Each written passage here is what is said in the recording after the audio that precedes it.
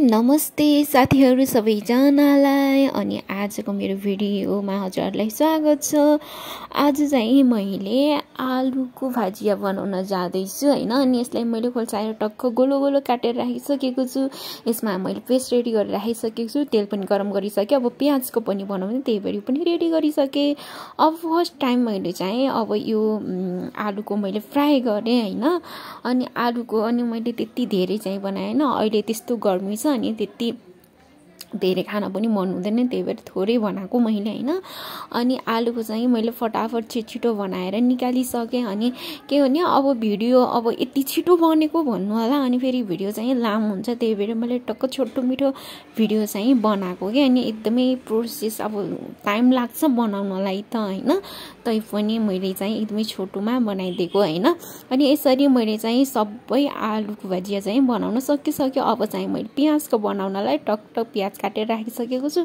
एउटा चाहिँ यस्तो बेसनको पेस्ट बनाएर राखिसकेको छु। अनि यसलाई मैले बेसनमा मुछेर मैले यतिको गराइदिइसके हैन। अनि अब यसलाई पनि बेसनमा मुछेर टक्क मैले तेलमा फ्राई गरिदिए।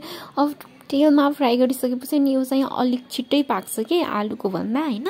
अनि त्यही भएर अब यसलाई मैले बिस्तारै उल्टाउने पुल्टाउने गर्दै अब फेरि यसलाई पनि अनि धेरै एकदमै सेकाएर फ्राई गर्यो भने पनि एकदमै फेरि तितो भइहाल्छ प्याज हैन, छिटो पाकिहाल्छ प्याज। अब फ्राई भइहाल्छ तेलमा छिटै। अनि त्यही भएर मैले यसलाई चाहिँ हालेर फटाफट निकालिसके हैन।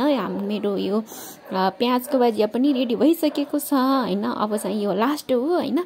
अब यसमा चाहिँ 4-5 वटा कति बन्यो हजुरहरु देख्न सक्नुहुन्छ। अनि यो चाहिँ मेरो पुरा कम्प्लिट भइसकेको छ साथीहरु, प्याजको अनि आलुको फाइनली हैन। अब यो चाहिँ लास्टको भाग हो। अब यो पनि निकाल्छु मैले हैन। यो पनि पूरा रूपमा पाकिसकेको छ, हजुरहरुले देख्न सक्नुहुनेछ हैन। अब यसलाई पनि मैले टक्क निकालेर ठ्याक्क आफ्नो ठाउँमा राखिदिइसके हैन। अब यो पेपर पनि राख्नु पर्ने हुन्छ के, फेरि तेल डाइरेक्टली त्यो भाँडामा चुयो भने यस्तो झ्याम हुन्छ के हैन। अब मैले चाहिँ खाना पनि सर्भ गरिसकेको छु साथीहरु, हजुरहरु देख्न सक्नुहुन्छ कस्तो राम्रो भाजिया बनेको छ मेरो चाहिँ हैन। अनि कसलाई यस्तो भाजिया मन पर्छ प्लिज कमेन्ट गर्नु होला। अनि हजुरहरुलाई आजको मेरो भाजिया कस्तो लाग्यो त्यो पनि कमेन्ट गर्नु होला। कस्तो राम्रो बनेको छ, मलाई चाहिँ एकदमै मन पर्छ, एकदमै राम्रो बनेको छ। फाइनली साथीहरु मेरो आजको भिडियो चाहिँ यति नै। हजुरहरुलाई कस्तो लाग्यो प्लिज कमेन्ट गरिदिनु होला। हजुरहरुलाई शुभ रात्रि भन्न चाहे। बाइ।